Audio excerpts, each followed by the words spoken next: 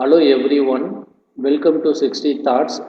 Today we are going to discuss about what is meant by Jacobian matrix for two functions. Okay, so let us consider two different functions. One is if u equal to f y, and second one is v equal to g of x comma y.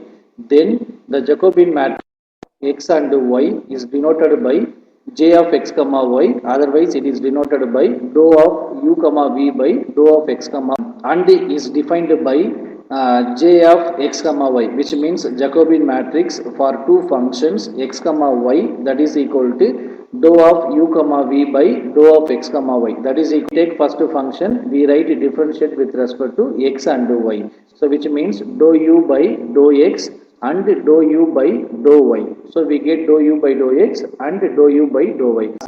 Take second function, differentiate with respect to x and y, which means dou v by dou x and dou v by k.